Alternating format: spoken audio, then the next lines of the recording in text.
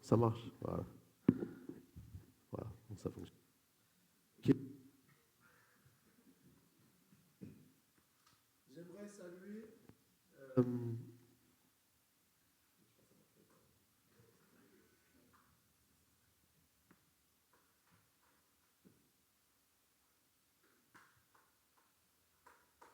on va se la faire à l'ancienne.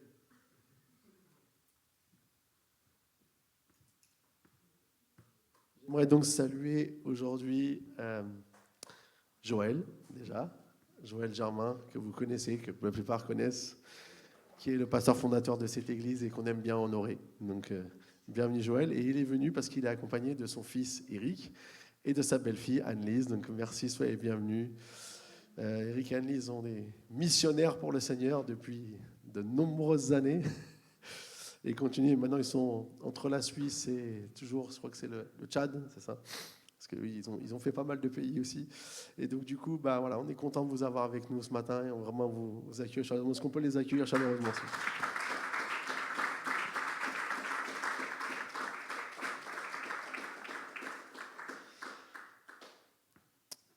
Alors, on va commencer une nouvelle série. Et vous connaissez tous cette expression, on s'appelle et on se fait une bouffe. Hein? Vous connaissez cette expression? C'est une expression très française. Et qu'est-ce que ça veut dire? Ça veut dire qu'on va passer du temps à discuter, rigoler, s'amuser, tout en mangeant. Hein? C'est ce qui se fait beaucoup, surtout aussi l'été. Là, j'ai entendu les femmes vont faire un barbecue. Je tiens à préciser que nous, les hommes aussi, on va faire un barbecue. Je ne sais pas quand est-ce que c'est la date. Nous avons institué nous avons institué cette tradition. Voilà, merci, je cherchais le mot. Cette tradition depuis bien longtemps, mais je vois que ça a eu un impact sur les femmes. Gloire à Dieu. Donc, c'est un moment privilégié ensemble. Et tout le monde sait que quand on s'appelle, on se fait une bouffe, le but, c'est pas uniquement de manger. C'est bien sûr manger, ça fait partie, mais c'est passer du temps ensemble. Et souvent, quand on s'appelle, on se fait une bouffe, on passe plus de temps à parler qu'à manger. Vous êtes d'accord? Hein? Alors, comprenons que c'est pas partout dans le monde la même chose. C'est pas partout dans le monde la même chose. Moi, je me souviens quand j'étais en Australie, quand je faisais mon école biblique, j'étais dans la maison du pasteur et puis ils m'ont dit ce soir on va avoir nos parents à dîner. Donc on va avoir un dîner. Première fois que j'avais un dîner en Australie.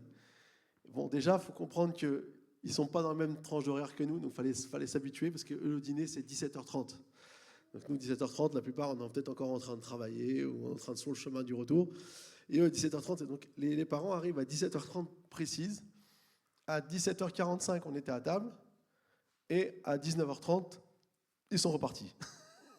Et moi, en tant que Français, c'était un choc. Je ne savais pas qu'on pouvait faire ça. Ben, on avait mangé ensemble, donc après tout, qu'est-ce qu'on fait là? Donc on rentre. Hein. Et du coup, c'est ce qui s'est passé. Et donc je trouve qu'en tant que Français, on a un avantage, car on a la culture de la table. Passer du temps à table est bien plus que manger, parce qu'on partage des choses qu'on ne partagerait pas dans d'autres circonstances. Quand on est à table, en famille, moi j'aime beaucoup ces moments-là avec mes enfants parce qu'on discute, on parle de choses qui ne nous diraient pas à d'autres moments. On a des échanges, on a des choses privilégiées qu'on peut expérimenter à table. Et avant d'aller à la croix, Jésus va choisir le moment de ce qu'on appelle le dernier repas pour partager quelque chose d'unique avec ses disciples. Ce repas va avoir un tel impact qu'il n'a pas seulement été pour les disciples de l'époque, mais pour tous ceux qui un jour allaient devenir disciples du Christ. Et j'aimerais, au travers de cette nouvelle série, qu'on puisse voir l'impact de cette table, l'impact qu'a eu le fait de se retrouver ensemble à ce moment-là et ce que Jésus a transmis, et surtout ce qu'il a voulu communiquer à ses disciples, de ce qui va arriver aussi par la suite. Donc, dans cette nouvelle série, on va voir aujourd'hui ce que ça veut dire s'asseoir à sa table. Ensuite, la semaine prochaine, on verra que cette table a pour but aussi de nous envoyer, et surtout que nous sommes appelés à inviter à cette table, que Dieu désire que d'autres puissent venir à sa table. Donc ça va être nos 3 messages, parce que j'ai vraiment à cœur, et je crois que c'est ce que le Seigneur veut nous dire aujourd'hui, qu'on doit se préparer à être ceux qui sont dans la mission de Dieu pour amener des gens à Christ encore et encore. Ça a commencé à 2000 ans, ça ne s'est jamais arrêté. Eric et Annelise, ils font ça aussi encore au Tchad, en Suisse, partout où ils sont. Et nous tous, on est appelés à faire ça. Et c'est pour ça que c'est important pour nous de redécouvrir et peut-être à chaque fois comprendre l'importance de ce que Jésus veut au travers de ça. Alors on commence aujourd'hui avec le premier message, s'asseoir à sa table. Dans Luc chapitre 22, au verset 14, nous lisons, Jésus dit, « Quand l'heure fut venue, il se mit à table avec les apôtres et il leur dit, « J'ai vivement désiré manger cette Pâque avec vous avant de souffrir. Car, je vous le dis, je ne la mangerai plus jusqu'à ce qu'elle soit accomplie dans le royaume de Dieu. » Dans cette introduction, au moment de cette table, ce que j'aimerais relever, c'est que Jésus dit qu'il a vivement désiré manger cette Pâque avec eux avant de souffrir. C'est intéressant de voir que Jésus place vraiment ce moment comme quelque chose d'important, sachant que ce qui va arriver va être très dur. Il sait qu'il va souffrir, il sait que ça va être des moments difficiles, il sait que ça va être des moments durs, mais ce moment-là de la table, du dernier repas, il a vivement désiré. C'est comme si pour lui, c'est une bouffée d'oxygène avant un temps qui va être difficile. Il sait ce qui va lui arriver, mais ce moment-là, c'est un moment précieux. Et c'est pour ça que je pense que c'est important pour nous de comprendre qu'il y a vraiment des choses à retirer de cette table et de comprendre ce que Jésus veut dire à ce moment-là. On peut comprendre donc l'importance de ce moment et l'impact qu'il aura pour les disciples à ce moment-là, mais aussi pour nous aujourd'hui. Alors, pendant qu'il va être à ce repas, Jésus va faire quelque chose de très particulier. Ils sont tous à table, ils sont prêts pour manger, ils ont peut-être même déjà commencé. Et voilà ce qu'on lit dans, cette fois-ci, l'évangile de Jean, chapitre 13, au verset 1.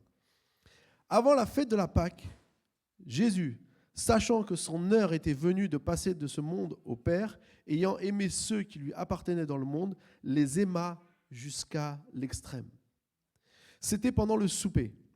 Le diable avait déjà mis dans le cœur de Judas l'Iscario, fils de Simon, l'intention de le trahir. Jésus savait que le Père avait tout remis entre ses mains et qu'il était venu de Dieu et qu'il retournerait vers Dieu. Il se leva de table, quitta ses vêtements et prit un linge qu'il mit autour de sa taille. Ensuite, il versa de l'eau dans un bassin et il commença à laver les pieds des disciples et les essuyer avec le linge qu'il avait autour de la taille. Jean décrit ici lorsque Jésus va laver les pieds des disciples et il signifie que ça veut dire de les aimer jusqu'à l'extrême. Pourquoi il dit extrême ? Si on prend le mot qui est utilisé ici, c'est de les aimer jusqu'à la fin, de les aimer complètement. Alors, comment Jésus, en lavant les pieds des disciples, montre cet amour ? En fait, en lavant les pieds des disciples, Jésus montre déjà l'humilité, parce qu'il fait quelque chose qui n'était pas normalement à lui de faire. D'ailleurs, Pierre, si vous continuez à lire, vous allez voir, il va dire « Mais non, c'est pas à toi de faire ça, Jésus. Il y a des serviteurs pour ça. » Mais Jésus le fait, pourquoi ? Parce qu'il veut montrer qu'il prend une tâche de serviteur. Et cette tâche de serviteur, elle nous montre l'amour que Jésus nous porte.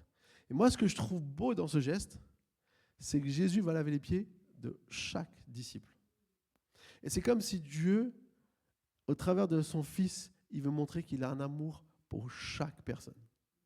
Il n'y a pas une personne dans le monde que Dieu n'aime pas. Il n'y a pas une personne dans le monde où Dieu ne désire pas lui communiquer, lui manifester son amour. Et ça prend encore plus de sens lorsqu'il va laver les pieds de Judas. Vous avez vu que quand Jésus a fait ça, le Satan avait déjà mis dans le cœur de Judas de trahir Jésus. Il avait déjà mis dans le cœur de Judas de faire ce qui était mauvais. Et du coup, Jésus, le sachant, va quand même laver les pieds de Judas. En fait, le fait de laver les pieds, c'est une image que lorsqu'il va mourir, il va laver tous nos péchés. Il va faire cette œuvre de rédemption à la croix. C'est cela qui est le but de sa venue sur la terre. Et c'est ce qu'il dit, même il dit à un moment donné. Il sait qu'il est venu sur la terre et qu'il va retourner vers le Père. Donc il sait quel était vraiment son objectif. Et c'est pour ça qu'il va faire cela pour montrer le but de sa venue sur la terre. Néanmoins, après son acte, Jésus va expliquer. Et j'aimerais qu'on puisse aller un peu plus loin pour comprendre, et vous allez voir, je vais arriver à mon point, quand il explique ce geste à ses disciples. C'est à partir du verset 12. On va continuer, donc Jean 13, verset 12. Après leur avoir lavé les pieds, il reprit ses vêtements, se remit à table et leur dit : « Comprenez-vous ce que je vous ai fait ? Vous m'appelez Maître et Seigneur, et vous avez raison, car je le suis. Si donc je vous ai lavé les pieds, moi, le Seigneur et le Maître, vous devez aussi laver les pieds les uns aux autres, car je vous ai donné un exemple afin que vous fassiez comme je vous ai fait. En vérité, je vous le dis, le Seigneur n'est pas plus grand que son Seigneur, ni l'apôtre plus grand que celui qui l'a envoyé. Si vous savez cela, vous êtes heureux, pourvu que vous le mettiez en pratique. » En fait, ici, ce qu'on peut percevoir, c'est que Jésus veut montrer qu'il est un exemple que nous sommes appelés à reproduire. Et ce que Jésus est en train de dire, ce n'est pas qu'on doit laver les pieds littéralement de tout le monde. On peut le faire dans des moments spécifiques, ça s'est déjà fait, mais ce n'est pas ça ce que Jésus veut vraiment dire concrètement. Jésus veut parler de l'attitude, de ce que lui, il a pris. Et en fait, ce n'est pas seulement d'être humble. Ça fait partie du processus. Mais ce n'est pas vraiment ça le sens. Et c'est comme s'il y a quelque chose de beaucoup plus grand que Jésus veut montrer ici. En fait, lui, il a choisi de renoncer à sa vie parce que le Père l'a envoyé pour venir laver nos péchés. En fait, c'est ça le sens de ce qu'il fait vraiment ici. Ce n'est pas juste de faire une action, regardez, moi, je suis humble. Non, ce n'est pas ça que Jésus est en train de faire. Jésus est en train de montrer quelque chose de bien plus profond. Il est en train de dire, j'ai renoncé à ma vie pour faire ce que celui qui m'a envoyé, le Père, m'a demandé de faire. Et c'est ça l'exemple qu'il veut nous laisser.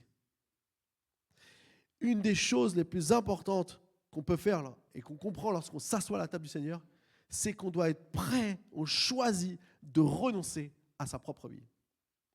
C'est un renoncement. C'est de dire, ok, je ne vais pas vivre pour moi.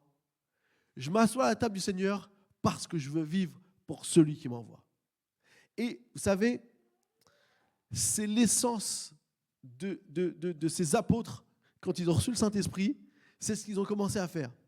Ils ont commencé à vivre pour tout ce que Jésus leur avait dit, pas pour ce qu'eux ils voulaient. On va le voir un peu plus tard.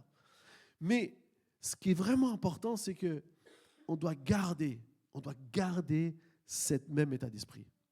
Et c'est quelque chose de vital. On ne peut pas être un chrétien en donnant, vous savez, une petite place à Jésus, parce qu'on l'aime, parce qu'il a fait quelque chose de bien pour nous, et ensuite de ne pas vraiment le suivre. La première fois qu'on a appelé des gens chrétiens, on les a comparés à Jésus, à Christ. Chrétien, ça veut dire petit Christ. Ils ont dit, ils font comme le Christ. Et faire comme le Christ, je suis désolé les amis, c'est renoncer à sa vie. Je sais, je ne suis pas très fun ce matin, mais c'est la vérité. Et on doit capter ce que Jésus veut nous dire. Jésus dira quelque chose de très important. Juste avant, quand dans l'évangile de Jean, on peut lire un peu plus loin, il dit « Comme le Père m'a envoyé, moi aussi je vous envoie ». Ça veut dire, comme le Père m'a demandé de renoncer à ma vie, je vous demande de renoncer à votre vie. C'est ce que Jésus a vraiment voulu dire quand il a dit ça. Et donc, on est appelé à renoncer à sa propre vie pour la donner à celui qui nous envoie. Ce n'est pas un choix facile. Et parfois, ça va demander des choses courageuses. Des choses peut-être qui dépassent nos propres capacités humaines à faire. Et que seul le Saint-Esprit peut nous amener à réaliser. Je pense que le Seigneur désire qu'on puisse comprendre qu'il ne veut pas nous enlever des choses en demandant de renoncer à notre propre vie.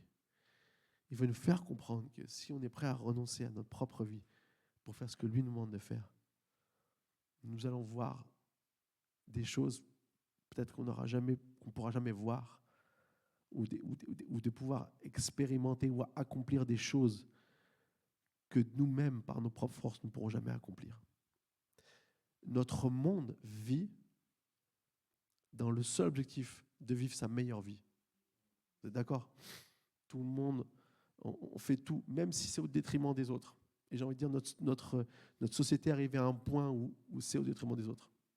On arrive même à un point où faire du mal aux autres, c'est même plus grave.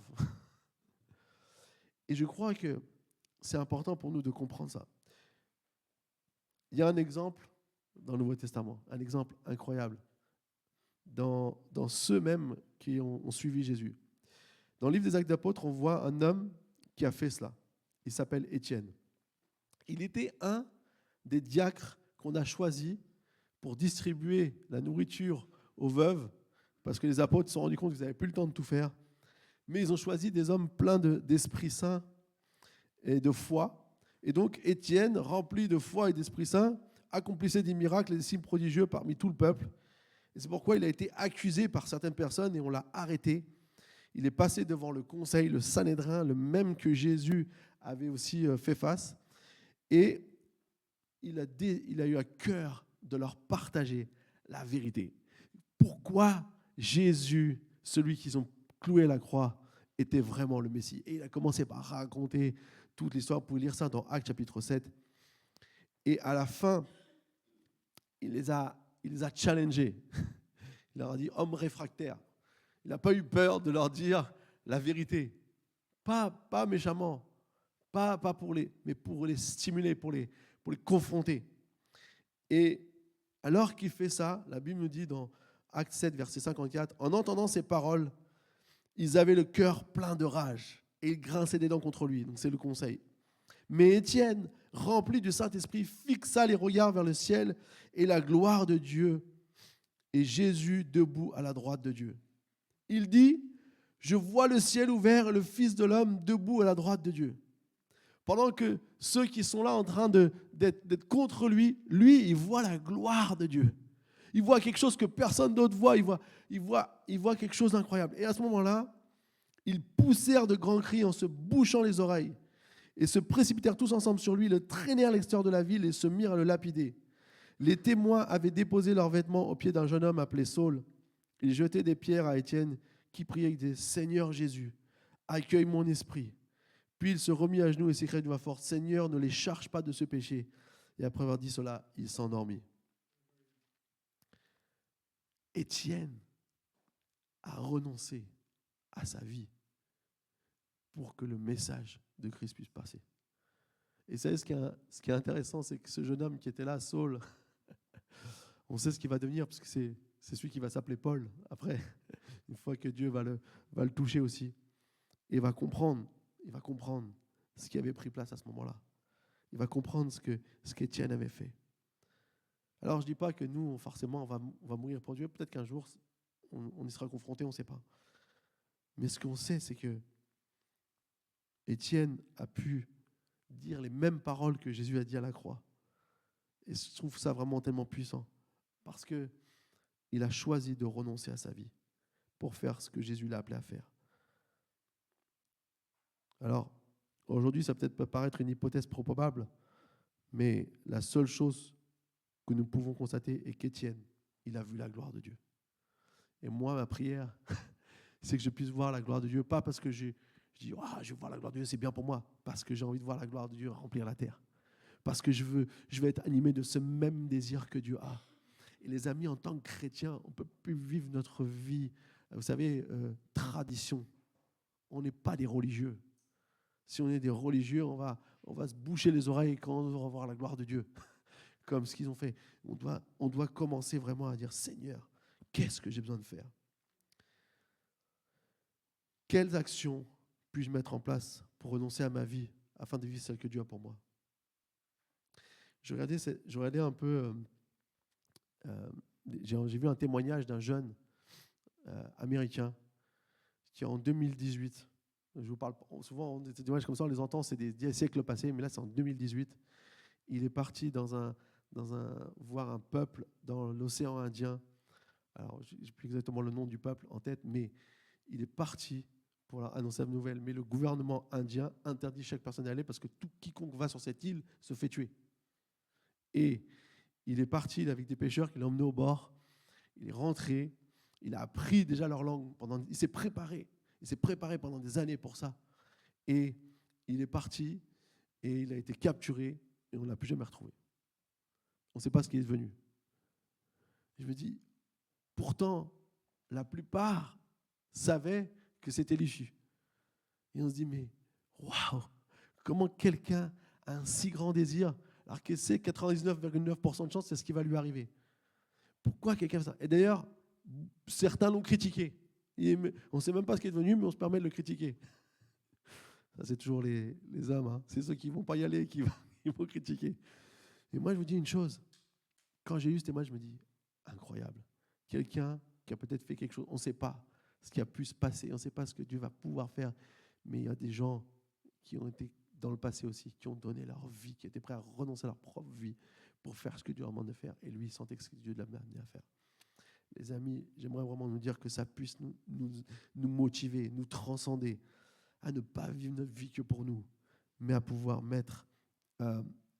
faire des choses qui nous appellent à pouvoir accomplir ce que Dieu nous a appelés à vivre sur cette terre.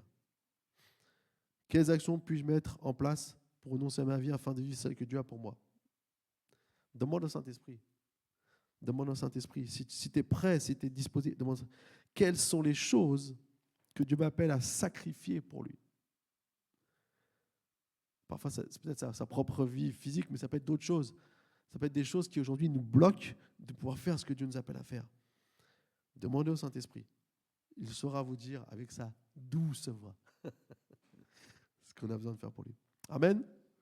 Je n'ai pas entendu beaucoup de amen, mais bon, je sais que vous êtes avec moi par la foi. Regardons une autre chose que Jésus partage lors de ce repas. On va continuer à lire Luc 22, versets 17 à 23. Puis il prit une coupe, remercia Dieu et dit, « Prenez cette coupe et partagez-la entre vous, car je vous le dis, désormais, je ne boirai plus du fruit de la vigne jusqu'à ce que le royaume de Dieu soit venu. » Ensuite, il prit du pain et après avoir remercié Dieu, il le rompit et leur donna en disant, « Ceci est mon corps qui est donné pour vous. Faites ceci en souvenir de moi. » Après le souper, il prit de même la coupe et la leur donna en disant, « Cette coupe est la nouvelle alliance en mon sang, qui est versée pour vous. Cependant, celui qui me trahit est avec moi à cette table. Le Fils de l'homme s'en va conformément à ce qui est fixé, mais malheur à l'homme par qui il est trahi. » Et ils commencèrent à se demander les uns aux autres lequel d'entre eux ferait cela. Ici, ce qui m'a interpellé, c'est que Jésus, vous savez, souvent on parle de la coupe et le pain, le symbole qu'on prend nous ici avec la petite coupette de jus de raisin et de pain. Mais en vérité, on voit ici qu'il y a deux coupes. Vous êtes d'accord avec moi? Une première coupe, il prend une coupe, il dit, j'abourerai plus jusqu'à ce que je vienne dans le royaume de Dieu. Puis après, à la fin du repas, il prend une autre coupe. Et je me suis dit, qu'est-ce que ça veut dire? Et en fait,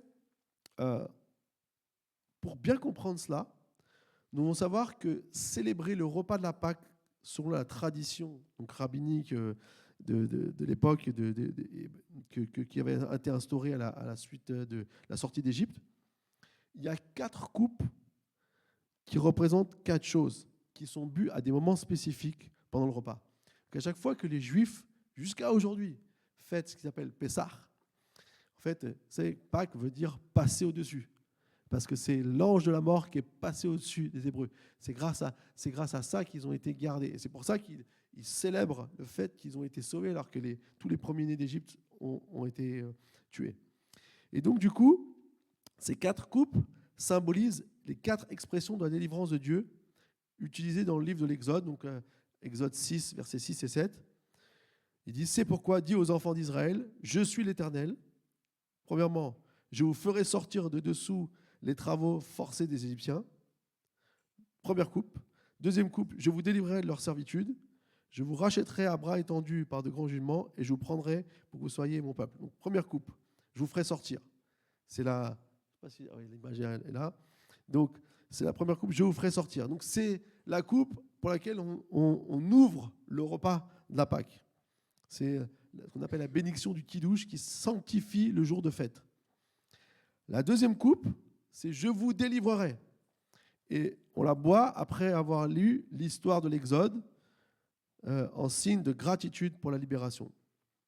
Et la troisième coupe, c'est je vous rachèterai. Et elle se boit après le repas, elle correspond à la coupe des bénédictions. C'est celle que Jésus a utilisée pour l'institution de la scène, l'institution de ce qu'on appelle l'Eucharistie. En fait, Jésus, il a pris cette coupe qui symbolise « je vous rachèterai ». Dieu avait tout prévu. Dieu avait tout prévu depuis le départ. Et jusqu'à aujourd'hui, eh bien, on fête ça, même si les Juifs boivent cette coupe en attendant leur Messie. On sait que c'est quand Jésus reviendra. Mais cette coupe, elle était là et elle est le rachat des péchés. C'est le symbole de ce que Jésus a fait à la croix. En fait, le rachat des péchés a pour objectif de restaurer notre intimité avec Dieu. En fait, quand Jésus prend cette coupe, il est en train de dire maintenant, vous ne serez plus loin de moi. Vous avez été délivrés, c'est ce qui avait déjà été fait, mais maintenant vous ne serez plus loin de moi, vous allez pouvoir retrouver la connexion avec Dieu. Pendant tout l'Ancien Testament, on nous rappelle ces choses. Et le prophète Jérémie le dira aussi. Quand il dit, vous n'aurez plus à apprendre les choses, je mettrai ma loi dans votre cœur. Comment cela se fait-il ? Comment on peut être maintenant connecté à nouveau avec Dieu ? Eh bien, Jésus l'a donné, c'est le Saint-Esprit. C'est celui qui aujourd'hui fait la connexion entre le Père et nous, le Père, le Fils et nous. C'est le Saint-Esprit. C'est pour ça qu'il a dit, il faut que je parte pour que vous puissiez recevoir celui qui fait cette connexion. Quand Jésus était sur la terre, la connexion qu'il avait avec son Père était par le Saint-Esprit. Quand nous sommes sur la terre, la connexion que nous avons avec le Père, c'est au travers du Saint-Esprit, au travers de ce que le Saint-Esprit fait en nous. Et c'est pour ça qu'on a besoin de restaurer cette identité. On a été séparés pendant tant d'années. Le péché nous coupe de Dieu. Et jusqu'à aujourd'hui, tout péché dans notre vie, tout ce qui reste encore, nous coupe de Dieu. Mais Jésus est venu accomplir ce sacrifice, ce pain et ce vin, cette coupe de douleur, cette coupe de souffrance qu'il a bu à notre place pour nous racheter. Amen. Alors,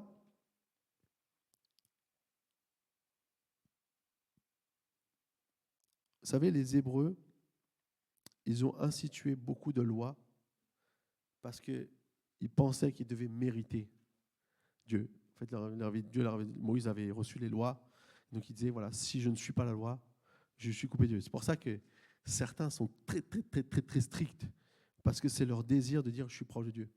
Le problème, c'est que tu ne pourras jamais mériter, tu ne pourras jamais accomplir cette loi. Le seul qui est venu l'accomplir, c'est Jésus. Et donc, du coup, ce qu'on a besoin, c'est du Saint-Esprit. C'est pour ça que la Pentecôte est un jour si important. Parce que vous avez un Pierre qui renie Jésus 5 semaines plus tard et un Pierre qui prêche l'évangile. N'oubliez pas, hein, il ne s'est pas passé des années, il s'est passé 5 semaines. Mais seule chose qui peut faire la différence, ce n'est pas que Pierre, d'un seul coup, ça y est, il a tout appris par cœur, il a fait son école biblique, il a fait tout. Non. Il a reçu le Saint-Esprit. Il a été rempli de cette force et puissance du Saint-Esprit qui a commencé à restaurer son intimité avec Dieu. Il avait déjà connu beaucoup de choses au travers de ce que Jésus lui avait appris, leur avait appris, mais c'est le Saint-Esprit qui a donné cette force de pouvoir faire les choses et de pouvoir recevoir cette grâce et être en connexion avec le Père. Alors, j'aimerais vous lire ce que justement Pierre va prêcher dans une partie, donc une prophétie de Joël, lorsque la Pentecôte a pris place. Regardez ce qu'il nous est dit. Acte 2, 16-21. Mais maintenant se réalise ce qu'a dit le prophète Joël. Dans les derniers jours, dit Dieu, je déverserai de mon esprit sur tout être humain. Vos fils et vos filles prophétiseront, vos jeunes gens auront des visions et vos veillards auront des rêves. Oui, sur mes serviteurs et mes servantes, durant ces jours-là, je déverserai de mon esprit et ils prophétiseront. Je ferai des prodiges en haut dans le ciel et des signes miraculeux en bas sur la terre, du sang, du feu et une vapeur de fumée. Le soleil se changera en ténèbres et la lune en sang avant l'arrivée du jour du Seigneur, de ce jour grand et glorieux. Alors toute personne qui fera appel au nom du Seigneur sera sauvée. Pierre va reprendre la prophétie de Joël et elle nous montre que Dieu désire répandre son esprit sur toute chair, c'est-à-dire le monde entier. Ça, c'est qui est Dieu. Vous vous rappelez, Jésus a lavé les pieds de chaque disciple, qui représente Dieu veut sauver chaque personne. De la même manière, il veut se connecter, il veut retrouver cette connexion avec chaque personne. C'est pour ça qu'il veut sauver chaque personne, parce qu'il veut créer cette intimité, cette connexion avec chaque personne. Le but n'est pas que nous suivions des règles, son seul objectif est que nous le connaissions lui. Et combien de fois on voit peut-être la foi par rapport aux choses qu'on doit faire, au lieu de comprendre que la foi qu'on a, c'est connaître Dieu. Je peux vous garantir, quand on switch et qu'on apprend à venir trouver Dieu, en dépit de tout ce qui peut se passer dans notre vie, sachant qu'il nous fait grâce, plus on va apprendre à le connaître, plus on va comprendre qui il est, plus on va pouvoir grandir dans notre intimité avec lui. Et ce qu'on voit dans ce passage, en fait, ça m'a marqué parce que plein de fois j'ai vu ce passage, mais on se rend compte que tout ce qui est décrit, c'est des choses où Dieu est proche de nous. Il nous dit, les jeunes gens auront des visions. Comment on a des visions? Parce qu'on est connecté avec Dieu. Les vieillards auront des songes. Comment les vieillards auront des songes? Parce qu'ils sont connectés avec Dieu. Ce sont des expériences directes qui manifestent le désir de Dieu de se révéler à chacun de nous, jeunes ou moins jeunes. Le fait de prophétiser, c'est de parler au nom de Dieu, c'est-à-dire que nous soyons à son écoute et donc qu'on est en quelque sorte intime avec lui. Tu ne peux pas vouloir écouter Dieu et pas passer de temps avec lui. Tu ne peux pas vouloir manifester ce que Dieu veut faire au travers du Saint-Esprit si tu n'es pas connecté à ce Saint-Esprit. C'est pour ça que quand Jésus il a pris cette coupe, en fait, il a dit « Je bois cette coupe parce que je veux qu'on soit maintenant de nouveau connectés. Je vous rachète. Tout ce qui vous sépare de moi, maintenant, je le prends, je le bois, je vais à la croix. Et vous ne serez plus pareil. » Et c'est pour ça que Jésus, quand il a pris ce dernier repas, il savait que Pierre allait le trahir. Il savait qu'il allait se passer plein de choses horribles. Mais il savait surtout que ça allait être l'envoi pour lui de changer les choses pour toujours. Et que nous, un jour, qui allons venir peut-être 2000 ans plus tard, nous puissions être connectés à ça.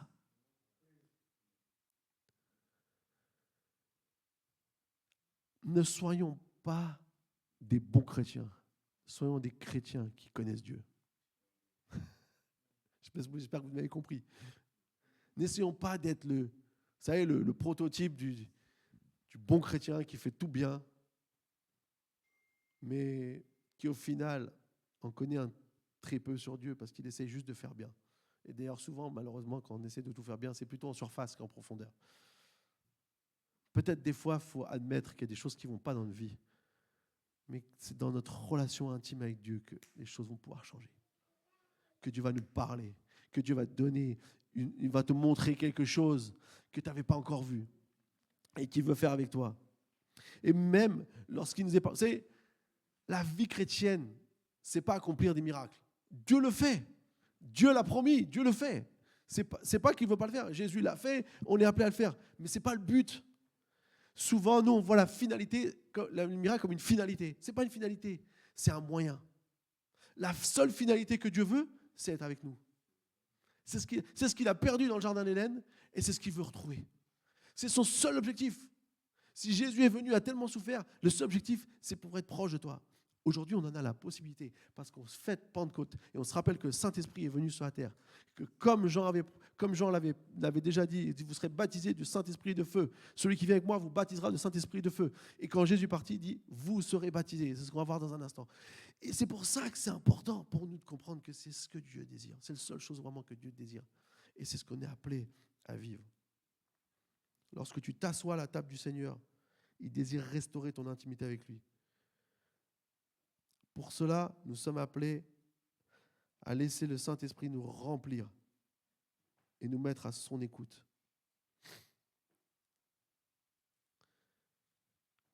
Afin que d'autres puissent à leur tour aussi découvrir cela. Alors, comment on peut favoriser l'écoute de Dieu dans notre vie? J'ai voulu être concret ce matin aussi pour vous donner des choses. Prier, c'est parler à Dieu et écouter ce qu'il nous dit. Faites l'expérience de prier quand vous allez prier. Parlez à Dieu, dites ce que vous avez sur le cœur, dites ce que vous avez envie de lui dire. Il ne va jamais se lasser de vous écouter, ça c'est une bonne chose. Et puis après, écoutez-le.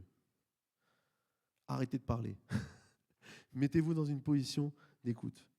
Mettez-vous dans une position où ce n'est pas vos pensées qui vous baladent. Laissez tomber s'il faut élaguer certains trucs en écrivant des choses quelque part, comme ça vous n'êtes sûr pas les oublier. Mais écoutez-le.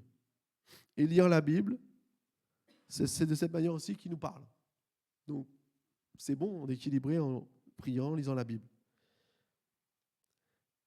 C'est aussi, dans tout ce qui m'arrive, essayer de comprendre ce qu'il veut me faire découvrir.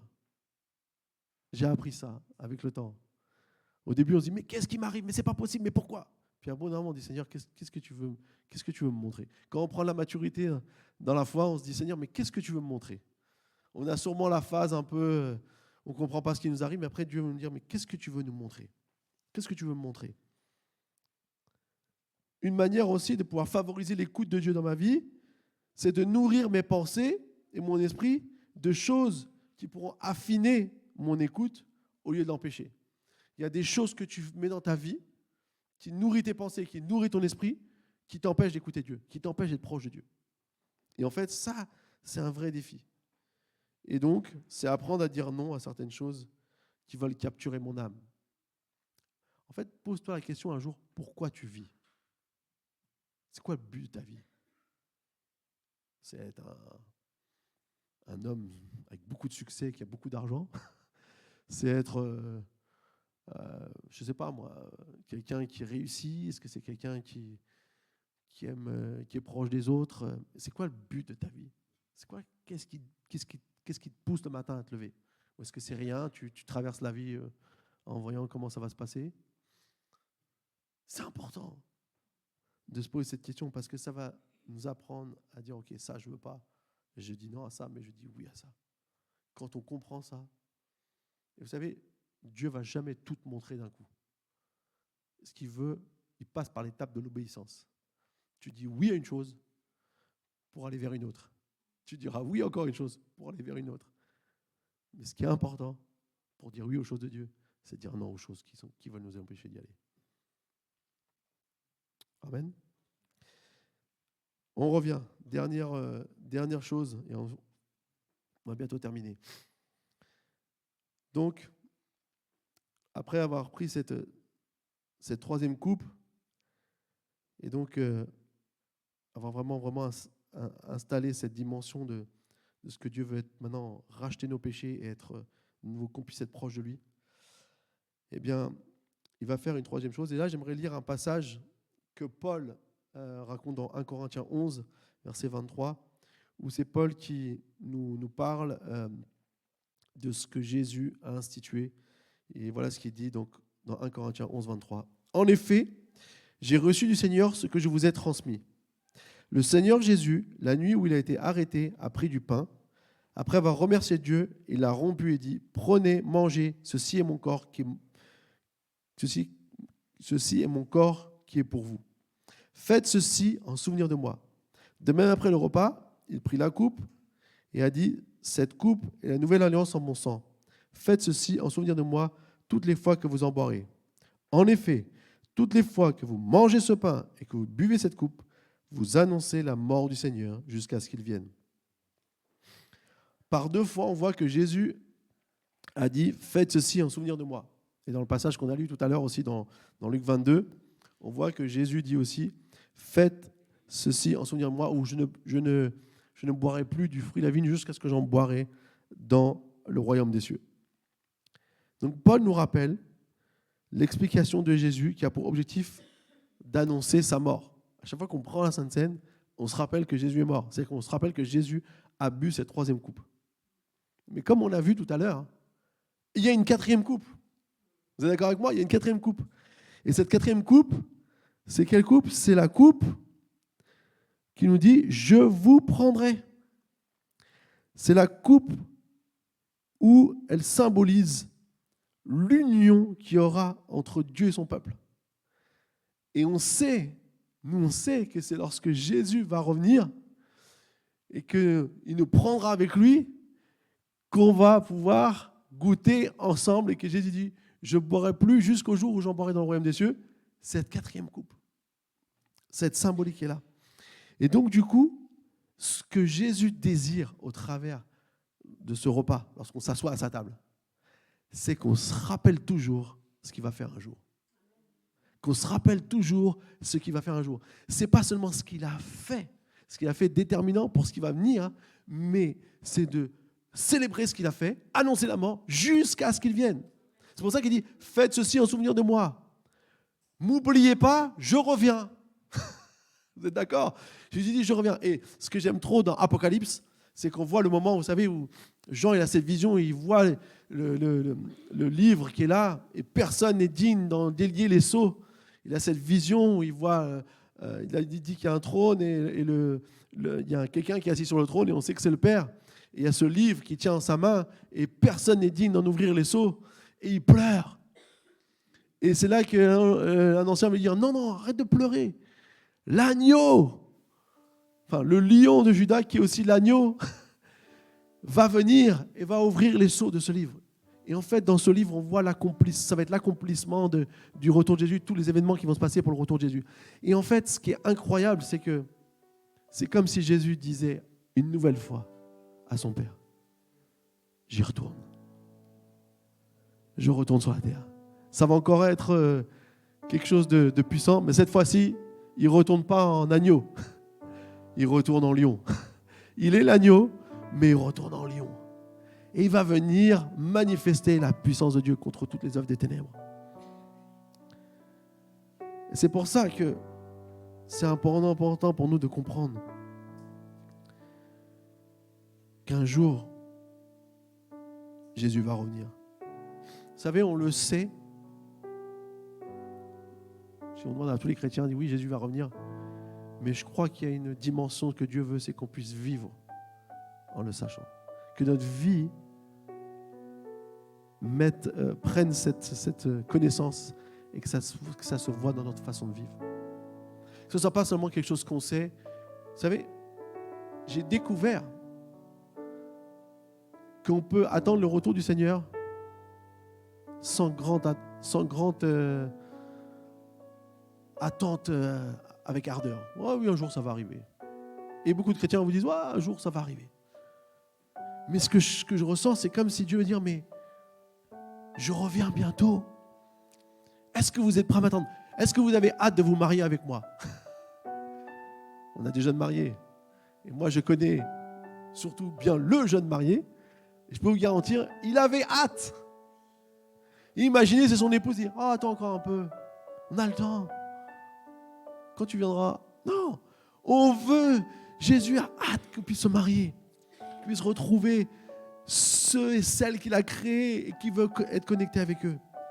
Et vous savez, j'ai découvert que c'est ce que Jésus va enseigner à ses disciples pour la venue du Saint-Esprit. En fait, dans Acte 1, il va leur dire, attendez à Jérusalem, parce que dans peu de temps, vous allez baptiser le Saint-Esprit. Ce que le Père vous a promis va venir. Vous serez baptisés dans le Saint-Esprit. Et lorsqu'il leur a dit cela, ensuite, il est parti. Et qu'est-ce qu'ont fait les disciples? C'est ce qu'on peut voir. On va lire un dernier passage dans Acte 1, verset 10. Comme ils regardaient, fixés vers le ciel pendant qu'ils s'en allaient, 2 hommes habillés de blanc leur apparurent et dirent : Hommes de Galilée, pourquoi restez-vous à regarder le ciel ? Ce Jésus qui a été enlevé au ciel du milieu de vous reviendra de la même manière que vous l'avez vu aller au ciel.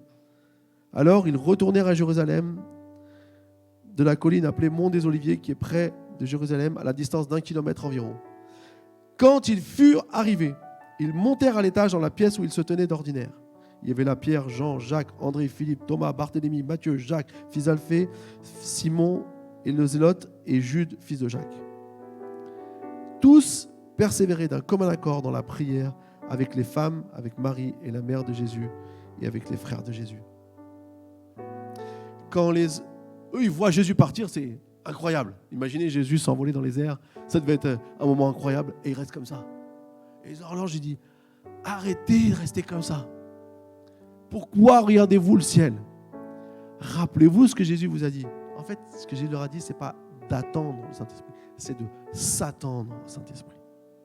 Ce que Dieu veut, ce n'est pas que tu attendes son retour, c'est que tu t'attendes à son retour. Qu'il y ait une soif pour toi de voir Jésus revenir. Est-ce qu'il y a un désir de voir Jésus revenir ? Ou est-ce que c'est bon, il viendra quand il viendra ? Est-ce qu'on a le désir de voir Jésus venir ? Et pour cela, les amis, pour cela, on a besoin de vivre de cette manière. Et la manière dont on vit pour attendre le retour de Jésus, c'est déjà en étant proche de lui au travers du Saint-Esprit, mais c'est aussi en développant le caractère de Jésus, du royaume, dans notre vie, et surtout, et c'est ce que Dieu m'a mis dans mon cœur, et que j'aimerais partager tout au long de cette série, c'est témoigner et annoncer la bonne nouvelle de l'Évangile. Je sens dans mon cœur que notre Église occidentale a un peu perdu ce feu. Vous savez, l'Europe a envoyé des missionnaires partout. On a encore un bon exemple ce matin avec... On a envoyé des missionnaires. Mais aujourd'hui, on est un pays qui a besoin d'être à nouveau conquéri pour l'Évangile. Conquis pour l'Évangile. On a besoin d'être un pays qui a à nouveau ce feu, ce zèle. Et les amis, ça ne va pas se passer en attendant, en regardant. Je suis désolé, ce matin, je vous booste, mais c'est le Saint-Esprit qui veut nous parler. C'est le jour du Saint-Esprit, c'est à Pentecôte. On peut le laisser parler. Ce que Dieu veut, c'est qu'on puisse de nouveau annoncer la bonne nouvelle. Et vous savez, il demande juste une chose, annoncer. Il ne te demande pas de convaincre. Rentre pas dans les débats, rentre pas dans les trucs qui font perdre du temps. Annonce. On a vu vendredi, on a fait la soirée maison de prière. C'était incroyable parce que Dieu nous a challengés. Et j'aimerais vous partager aussi quelque chose de la conférence la semaine dernière. Il y avait un pasteur égyptien qui était là. On ne doit pas trop le montrer parce qu'il fait des actions en Égypte. Et vous savez qu'en Égypte, c'est pas facile. Mais il nous a dit, j'ai regardé sur Internet, quel est le pays d'Europe qui a le plus de juifs ? La France. J'ai regardé sur Internet, quel est le pays en Europe qui a le plus d'Arabes ? La France. Est-ce que vous avez dit, est-ce qu'il n'y a pas une mission ? Et les amis, dans notre pays, on peut se sentir des fois tellement loin ou tellement de manière improbable, comment on va pouvoir toucher des personnes qui en font tellement une conviction claire qu'ils n'ont peut-être rien envie d'entendre de nous. Comment on va parler peut-être à des Français qui pensent qu'ils croient ce qu'ils voient et que c'est tout ce qui compte. Une seule chose. Une seule chose. Annonce l'Évangile. Ce que Jésus a fait pour eux, de manière la plus simple possible. Et vendredi soir, on a vu Acte 16, quand Paul et Silas étaient en prison. Et une fois que le gardien, il a cru qu'ils étaient tous partis parce qu'ils ont loué le Seigneur et toutes les chaînes sont tombées. Et il pensait que c'était parti, il allait se tuer. Et Paul dit, non, ne te fais pas de mal, on est tous là. Et il dit, qu'est-ce que je dois faire pour être sauvé ? Et Paul a dit une phrase. Crois au Seigneur Jésus, toi et ta famille, et tu seras sauvé. Et dans la prophétie de Joël, il nous a dit, tous ceux qui feront appel au nom du Seigneur Jésus seront sauvés. Il y a un temps que Dieu est en train de préparer pour une moisson de personnes qui vont venir à lui. Vous savez, celui qui convainc, c'est le Saint-Esprit. Ce n'est pas nous. Notre mission annoncée. Et je pense qu'on doit rouvrir un peu plus notre bouche. Qu'on ne doit pas avoir peur. qu'on ne doit pas être intimidé, qu'on ne doit pas être dans la crainte, qu'on n'a pas peur d'être ridicule, qu'on n'a pas peut-être peur d'être molesté.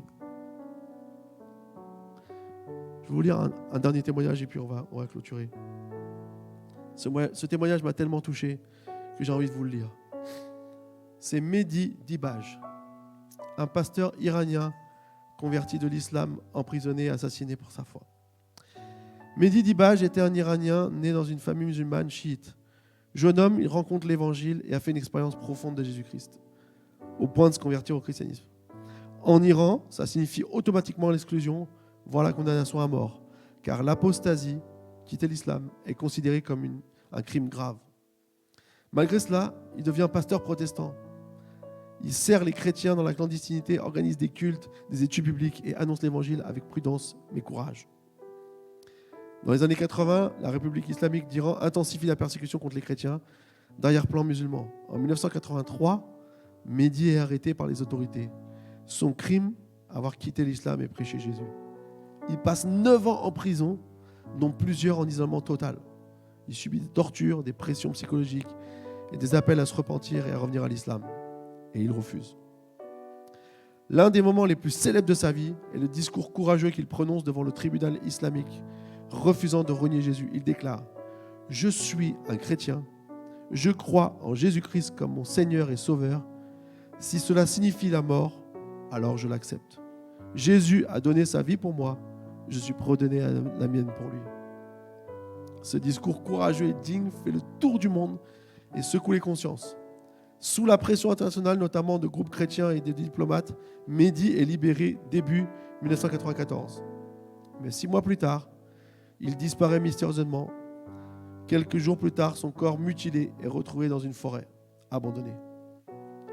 C'est un assassinat ciblé, probablement commis par des services liés au régime. Mehdi Dibaj est l'un des rares martyrs documentés de l'islam reconnus comme un témoin de la foi par l'Église mondiale. Il a refusé tout compromis, préférant la mort à un reniement de Christ. Mais son témoignage a encouragé des milliers d'ex-musulmans persécutés et continue à porter du fruit aujourd'hui. Et j'aimerais vous lire sa citation finale. « La croix est ma seule couronne. J'accepte de souffrir car je sais que mon Rédempteur est vivant. » Est-ce qu'on peut s'inspirer juste de la vie de cet homme? Fermons les yeux. Saint-Esprit, ce matin, on veut s'attendre à toi. Il y a 2000 ans, presque 2000 ans, tu es venu, tu as rempli les disciples, tu as rempli leur cœur. Et comme on le lit, ils ont reçu cette puissance pour être ses témoins. Et Seigneur, c'est ce que tu nous appelles à être tous. Et Seigneur, je prie aujourd'hui que nous puissions comprendre ce que veut dire s'asseoir à ta table. Je prie qu'en nous asseyant à ta table, nous puissions comprendre que tu désires que nous puissions, soyons prêts à renoncer à notre vie pour toi. Que nous puissions être plus proches de toi encore. Cette table, qui est cette proximité, cette intimité qu'on peut avoir, que nous ne passions pas à côté, parce que tu as bu cette coupe de souffrance pour nous. Tu as racheté nos péchés, tu nous as racheté du mal. Et Seigneur, surtout, nous savons que tu reviendras.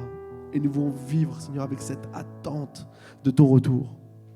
Nous voulons vivre avec cette promesse que tu as faite. Et Seigneur, ma prière aujourd'hui, c'est touche notre pays, Seigneur. Touche, Seigneur, toutes ces personnes, Seigneur, qui sont loin de toi, Seigneur. Seigneur, peut-être des personnes qui, au fond de leur cœur, sont malheureux. Peut-être embrigadés dans, que ce soit une religion, que ce soit vraiment un mode de vie, Seigneur, que ce soit des choses, des forteresses qui sont dans leur vie, Seigneur, qui au fond crient à toi. Qu'ils puissent entendre qu'il y a une espérance, une solution en toi. Fais de nous des témoins. De la même manière que tu es venu il y a 2000 ans, Seigneur, viens ce matin. Viens puissamment nous fortifier, Seigneur. Nous régénérer par ton esprit, Seigneur, afin que nous puissions être, Seigneur, ces hommes, ces femmes qui n'ayons pas peur d'aller et d'annoncer la bonne nouvelle de l'Évangile. Seigneur, donne-nous du courage. Donne-nous du zèle. Donne-nous de la détermination, Seigneur, pour faire ce que tu nous as appelés à faire. Seigneur, merci parce que nous savons que tu reviens bientôt. Et en attendant, nous désirons, Seigneur, que tu puisses venir très bientôt, Seigneur Jésus. Merci, mon Dieu, pour tout ce que tu as prévu pour chacun d'entre nous, Seigneur. Merci parce que nous sommes reconnaissants de tout ce que tu as fait, mais nous voulons aussi, Seigneur, entrer dans la mission que tu as pour chacun d'entre nous. Et je prie ce matin que chaque personne qui a besoin peut-être de dire non à certaines choses, pour pouvoir dire oui aux tiennes, que nous soyons prêts à le faire ce matin. Seigneur Jésus, viens Saint-Esprit, viens puissamment parmi nous. Alléluia. Cœur à cœur avec toi, Seigneur. Le reste perd en importance quand je suis là dans ta présence, face à face, devant ta grâce. Le reste perd en importance quand je suis là dans ta présence, pour un cœur à cœur avec toi, Seigneur. Le reste perd en importance quand je suis là dans ta présence et face à face devant ta grâce. Le reste perd en importance quand je suis là dans ta présence.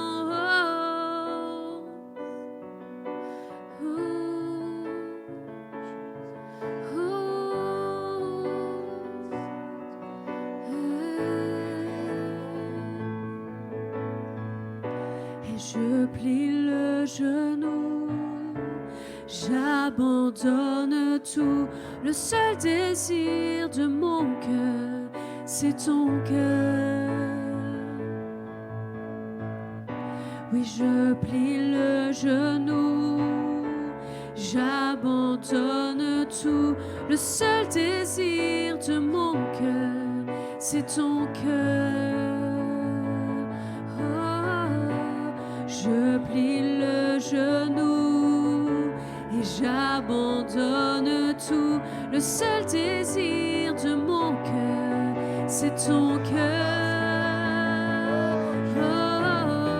Et je plie le genou, j'abandonne tout. Le seul désir de mon cœur, c'est ton cœur. Pour un cœur toi, Seigneur, le reste perd en importance quand je suis là dans ta présence, face à face, devant ta grâce. Le reste perd en importance quand je suis là dans ta présence.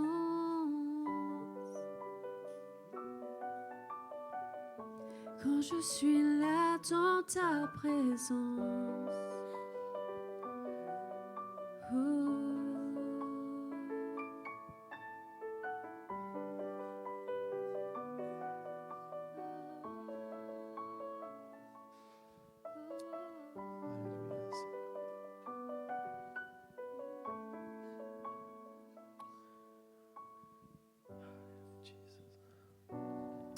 Amen. Est-ce qu'on peut remercier notre Dieu ce matin?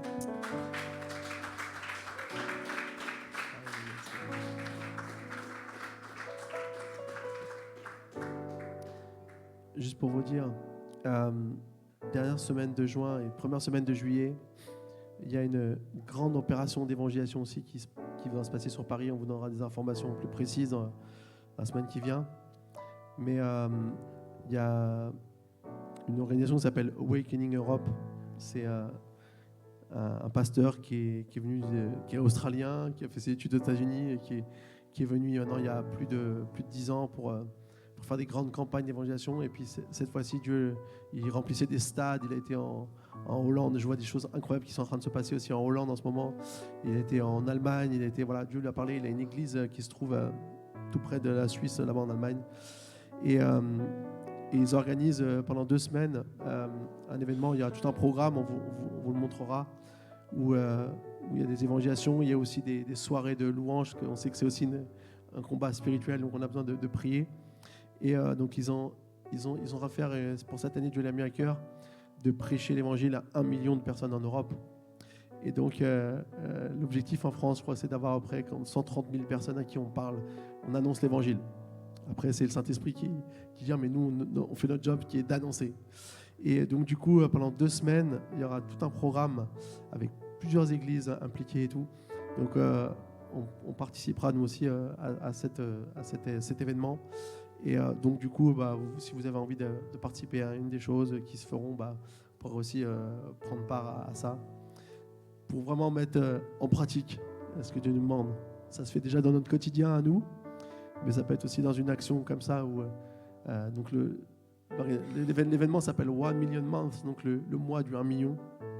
Et vraiment, ça va être quelque chose de fort. Donc, on communiquera ça via les groupes et puis s'ils font, pour aussi afficher les différentes choses qui se passeront. Et pendant 2 semaines, il y aura vraiment pas mal d'évangélisation sur la capitale parisienne et on croit que Dieu va toucher beaucoup de personnes. Amen.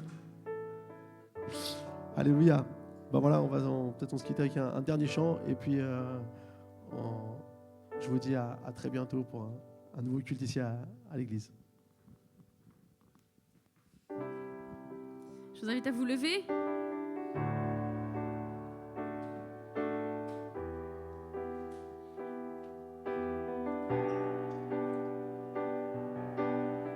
Je m'éveille car je sais qu'avec toi, tous mes rêves ont un sens. Je veux vivre ma vie pour toi. J'ai pris ma décision. Ensemble. Tu me relèves, tu me montes tes merveilles. À jamais j'aime ton amour, car tu m'as libéré. Oh Dieu, aucun moment n'est perdu. Et vois le soleil percer les ténèbres noires et blancs. Maintenant se change en couleur, mon sauveur. Oui, tu fais toutes choses nouvelles. Et maintenant je vis.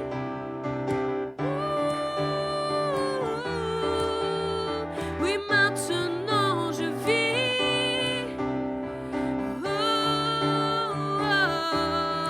Tu guides mes pas. Tu guides mes pas, tu es là près de moi. Ton amour m'a guéri. Il n'y a rien comme vivre avec toi. Cette vie que tu m'offres, je choisis. Et vois le soleil percer les ténèbres noires et blancs. Maintenant se change en couleur, mon sauveur. Oui, tu fais toutes choses nouvelles. Oh, et vois le soleil percer les ténèbres noires et blancs. Maintenant se change en couleur, mon sauveur. Oui, tu fais toutes choses nouvelles. Et maintenant je vis.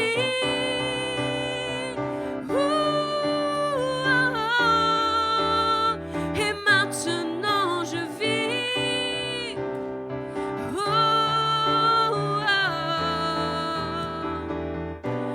Emmène-moi plus loin qu'auparavant. En ton amour je prends mon essor. Ta liberté est une porte ouverte. Oui, tu es tout pour moi et plus encore. Emmène-moi plus loin qu'auparavant. En ton amour je prends mon essor. Ta liberté est une porte ouverte. Et tu es tout pour moi et plus encore. Bon dimanche à chacun. On se retrouve la semaine prochaine.